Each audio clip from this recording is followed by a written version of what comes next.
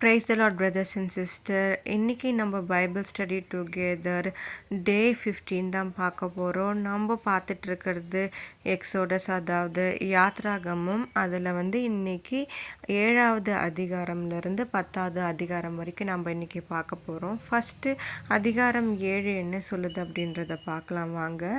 இதில் இஸ்ரவேலர்களை போக விடுமாறு பார்வோனை வற்புறுத்த காட் எகிப்துக்கு அனுப்பிய வாதைகளின் ஆரம்பம்.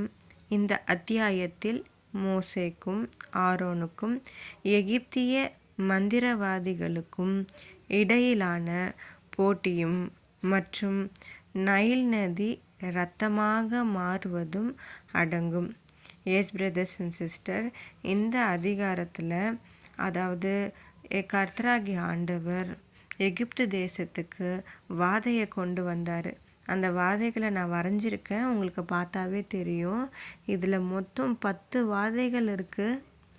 ஒன்றுமே ரொம்ப பயங்கரமாக இருக்கும். பார்க்கும்போதே உங்களுக்கே தெரியும். என்னோடய டயக்ராம் ஓரளவுக்கு கொஞ்சம் மோசமாக தான் இருக்கும், ஆனால் நீங்கள் கொஞ்சம் அட்ஜஸ்ட் பண்ணிக்கோங்க.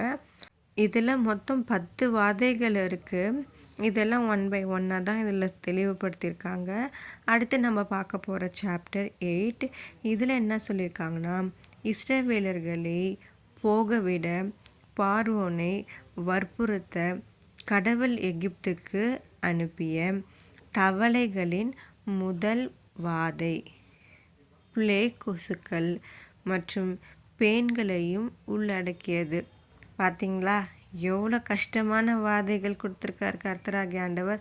அப்போ கூட இந்த பார்வோன் மானம் மாறவே இல்லை பாருங்கள். நம்ம அதிகாரம் 8 என்ன சொல்லியிருக்குன்றதை நம்ம பார்த்துட்டோம். இப்போ நம்ம அதிகாரம் 9 என்ன சொல்லியிருக்குன்றதை பார்ப்போம் வாங்க. இதில் இஸ்ரவேலர்களை போக விடுமாறு பார்வோனை வற்புறுத்த கடவுள் எகிப்துக்கு எதிராக அனுப்பும் வாதைகளின் வரிசையை பைபிள் விவரிக்கிறது. கால்நடைகளின் கொள்ளை நோய், அதாவது இந்த பசு ஆடு எல்லாமே இறந்து போகிறது. அடுத்தது கொதிப்பு நோய். கொதிப்பு நோய்னா கையில் கொப்பளங்கள் உண்டாகிறது, அதை தான் அப்படி சொல்லியிருக்காங்க.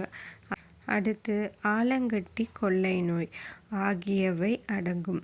இதையெல்லாம் மொத்தம் 10 வாதைகளுங்க. அதில் ஒன்று காட் எகிப்து தேசத்துக்கு அனுப்புகிறாங்க. ஏன்னா இஸ்ரவேல் மக்களை எகிப்திலிருந்து போக விடணும் என்பதற்காக பார்வோனுக்கு இந்த உபத்திரவம் எல்லாம் நடக்குது அவங்க தேசத்துக்கு. அடுத்து அதிகாரம் 10. இதில் காட் எகிப்தின் மீது கொண்டு வந்த வெட்டுக்கிளிகள் மற்றும் இருள்களின் வாதைகள் பைபிள் விவரிக்கிறது. இஸ்ரவேலர்களை அடிமைத்தனத்திலிருந்தும் ஒடுக்குமுறையிலிருந்தும் விடுவிப்பதாக கடவுள் கொடுத்த வாக்குறுதியை எவ்வாறு நிறைவேற்றினார் என்பதை இப்பகுதி காட்டுகிறது.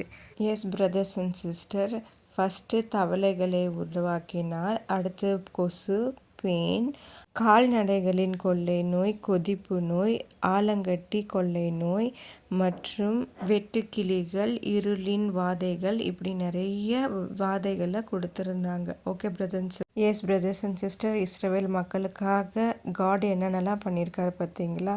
ஓகே, நம்ம இதோட ஜெபிச்சு வீடியோ முடிச்சுக்கலாம். அப்பா பிதாவே, இயேசுவே, எங்களை எல்லா தீங்குக்கும் உபத்திரவத்துக்கும் விலக்கி காத்தருளுங்க தேவனே, ஆமேன். ஓகே பிரதர்ஸ் அண்ட் சிஸ்டர், அடுத்த வீடியோவில் பார்க்கலாம். Subscribe my channel.